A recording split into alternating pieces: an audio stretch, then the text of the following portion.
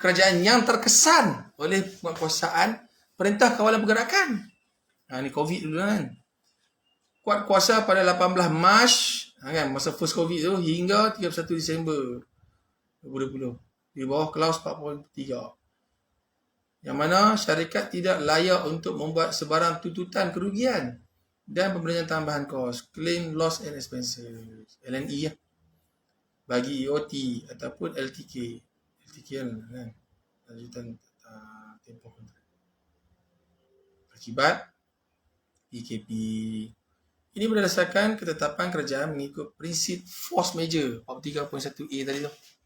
Therefore, your intent to claim for insurance renewals within EOT will not be considered. Kan? Dia lampikan keliling pemendaraan lah. Peraturan berkaitan lanjutan masa IoT atau lanjutan tempoh kontrak LTK bagi kontrak kerajaan yang terkesan oleh penguasaan Perintah Kawalan Pergerakan PKP. Kuat kuasa pada 18 Mac 2020 hingga 31 Disember ni ya. Pemendaraan Malaysia. Pressure. Kita tengok. Dikaitkan pasal ni 4.3. Cuba kita baca 4.3. Syarikat tidak layak untuk membuat tuntutan kerugian dan perbelanjaan tambahan LNE ya, bagi EOT akibat PKP. Ini berdasarkan ketetapan kerajaan mengikut prinsip force majeure. Bagi kontrak kerajaan yang tidak mempunyai clause force majeure, kementerian atau jabatan hendaklah menyediakan perjanjian tambahan supplementary agreement SA yang ringkas antara perkara yang perlu dimasukkan di bawah SA supplementary agreement. Tempoh EOT yang telah diluluskan. Lepas tu dan syarat di perenggan 4.3. Tak boleh ya.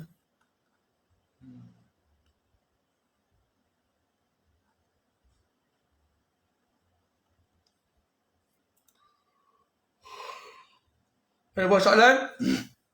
Tuan? Kita ada lagi 8 minit saja. Okey, yang ni saya tunjuk biar ni ya. Saya tunjuk biar. Yang ni apakah tugas konsultan pula? Sebelum nak recommend pada klien supaya keluarkan sijil EOT iaitu 203T tu. Konsultan diarahkan oleh klien untuk buat ulasan hasil daripada permohonan EOT daripada kontraktor. Ini format-format dia lah kan, format-format. Sedar format ni saya yang buat lah ni. Kan, mengatakan apa semua, lepas tu uraian pemohon, apa dia dinyatakan kat surat tu. Lepas tu ni ulasan perunding pula, lepas tu rujukan yang dia nyatakan. Barulah kita boleh buat justifikasi lah hasil daripada permohonan yang dibuat oleh kontraktor tu. Lepas tu nyatakan lah sekali dengan program, S-curve, revise, semua revise lah, no? Ya. Ini saya yang ni lah. Boleh lah siapa-siapa yang nak rujuk lebih detail, boleh PM saya lah, no? Boleh PM saya dekat link-link yang saya share, no? Yang saya share dekat tuan-tuan, nombor telefon, WhatsApp, semua segalanya lah. Kan? Segalanya ada. Okey, baik, kita ada satu soalan ni. Okey, baik. Cik Faiz, bagus ya, soalan bagus. Kontrak government guna selalu klaus PWD ya 203 ataupun 203A. Kalau NSC 203N. Tapi boleh guna klaus CIDB PM FIDIX boleh? Boleh. Ikut kepada organisasi tersebut lah. FedEx, yang saya tahu, TMB, dia Pak Oil and Gas pada kot. Terpulang lah. Saya rasa Petronas pun guna FedEx. Macam PEM ni, Persatuan Arkitek Malaysia ni, dia tengok depend pada private. CIDB pun private juga, tengok lah. Tengok, dia sebenarnya perkara atau penjelasan kepada perkara tu sama ya tuan. Cuma beza klausa dia tu. Klausa tu yang membezakannya. Tapi maksud kelas tu sama ya. Lebih kurang ya. Cuma dia ada pecahan-pecahan coding klausa tu. Mari kita tengok. Boleh faham tak tuan? Mari kita tengok. PEM ni pula PEM. Menurut borang kontrak PEM, 2006 jika berlaku kelewatan dari pihak penderita perlu memberi notis kepada arkitek. Jadi klien yang dia tak ada jabatan. Mungkin dia klien persorangan, mungkin contoh kan Elon Musk katakan dia main, dia bawa duit, briefcase. Dia kata nak develop tu. Jadi dia upah tim arkitek. Kalau satu dia latihkan direct. Arkitek dia kan guna PEM lah. Dia sebagai wakil klien arkitek dan tim dia lah. Untuk memohon lanjutan masa dengan menyertakan sebab-sebab kelewatan, anggaran tempoh kelewatan serta dokumen-dokumen yang berkaitan dengan kelewatan. Notis yang diberikan oleh kontraktor perlulah dalam tempoh 28 hari. Ini 28 hari. Yang PWD tadi 30 hari. Macam-macam kan. Dia lebih kurang macam tu lah. Pi tolak mai. Kan? Kita dapat soalan lagi. Okey, baik. Okey, Cik Fawaz. Cik Fawaz bukan cik ke puan ni? Fawaz lelaki lah. Siapa yang akan menyediakan surat permohonan lanjutan masa? Ni kira soalan kira tai chi ni. Tai chi ni. Project manager, jurutera, jurukubahan. Sebenarnya siapa yang nak ilmu, dia buat lah. Macam saya dulu. Serius saya cakap projek saya dulu 2 orang lah. Company besar, tak tahu mungkin bos nak untung gila-gila. 2 orang saya.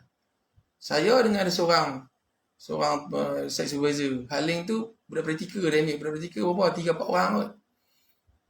Title saya masa tu ikut projek engineer lah. Tapi terlibat sekali dengan project manager lah, apa semua bagi jadi planner lah, lepas tu jadi QS lah. Di pejabat kan, QS ada seorang lah. Dia ada masuk tender, buat procurement apa semua bagai. Jadi multitask lah. Terpulang lah. Kalau you duduk di bawah tapi you ada degree atau master, insyaAllah you akan naik tinggi. Tapi kalau you ada semua benda ni tapi you tak nak buat, terpulang. You hanya berada di situ saja. Value added you tak ada. Tapi kalau you nak benda ni, sebab apa dia macam ni tak nak? Kalau you masuk dapur, sampai bila you nak jadi cleaner saja? Asyik pergi bau saja. Apa salahnya kan? You ambil tahu, cik, sedap lah, boleh bagi resepi tak? Dapat resepi. Cik, boleh tak saya nak try habis kan? Boleh, tapi bukan ni lah. Bukan peak hour lah kan. Off peak. Dia kata memang bukan peak hour kan. Waktu rehat ke, waktu habis kerja. Itu value daripada you jadi cleaner tu, pegang mop, lalah kali you boleh buka gerai sendiri tepi jalan. Dia nampak walaupun tak official tapi you boleh gain the income lah. Tu value added tu penting. Macam saya dulu, cerita habis sikit kan. 1 minit ni. Macam saya dulu saya habis diploma, saya kerja sekejap sebagai OW, kan, projek PIA. Lepas tu lebih kurang setahun itu, setahun lebih sikit lah, dia cerita panggil masuk sambung buat degree in construction management. Masuk-masuk tu saya tamat pada 2003 kot. Sebelum nak tamat tu saya dah start kerja dah. Saya start kerja tu dalam kampus tu juga. Apa ni, landscape, hardscape dengan softscape. Dalam tu juga lah kan, berpeluang kerja masa final year tu. Kan, pakcik saya recommend. Lepas tu bila dah habis tu, lecturer saya beritahu, kalau you nak tambah ilmu, knowledge dengan diri you yang muda, otak pun yang cergas, kan. Dia lah umur masa tu apa, 23, 24 lah. Kan. Belum kahwin lagi, you jump pergi subcon. Oh dah, subcon sepama tuan. Kan, serabai. Pergi convocation pun saya rasa saya paling serabai among our best lah kan. Dengan rambut panjang, dengan kasut pun tak berkilat. Kan, dengan pakai pakaian yang di cover oleh jubah saja. Habis-habis tu jubah tu pulang-pulang tu pum, pergi masuk kerja terus subcon. Masa tu kerja subcon di Jalan Semarak. Buat apa ni, quarters untuk MINDEF. Kan, saya kerja dengan subcon 1 tahun saja. Saya tak boleh tahan lah. 1 tahun saja. Memang satu hari tu ibarat 1 bulan. Kat situ kita belajar. Balik kerja 3 pagi. Lepas tu hanya tidur di dalam kontainer, set office tak ada. Ada carpenter yard saja yang dibuat oleh dengan plywood dan beralaskan zip saja. Dalam tu pula ada chainsaw. Tak tipu tuan. Memang hangit. Hal lain tu datang konvo kan, bukan nak cakap, nak condemn nak dengan kawan-kawan kan. Hal lain tu datang dengan couple masing-masing dan seterusnya menuju ke ambang perkahwinan semua kan. Bukan kita nak condemn dia pun, ada. Tapi yang tu saya nak. Saya yang nak. Kira nek. Lepas tu 1 tahun saya tahan. Lepas tu saya masuk Bengkon. Barulah belajar tentang documentation, ISO, QC semua bagai kan. Lepas tu pula saya ikut kontraktor tu buat projek housing, high rise, landed semua tu kan. Lepas tu lebih kurang berapa tahun lah. 3 tahun, 4 tahun lebih kurang tu kan. Lepas tu saya jam pula pergi ke developer pula kan. Masuk di RB Highcom.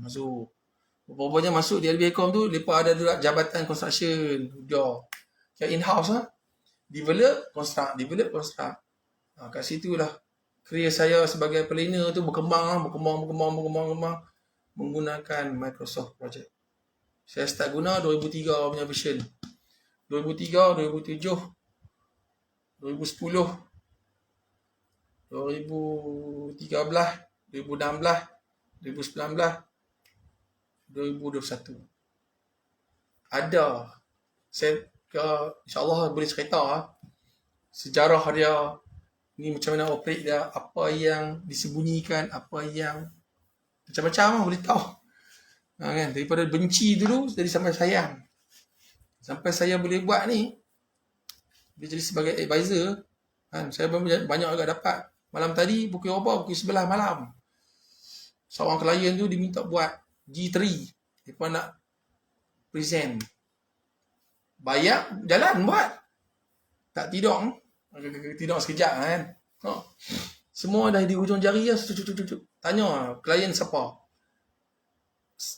G berapa. Kan? Dah dapat dah Hindu. Okay bye.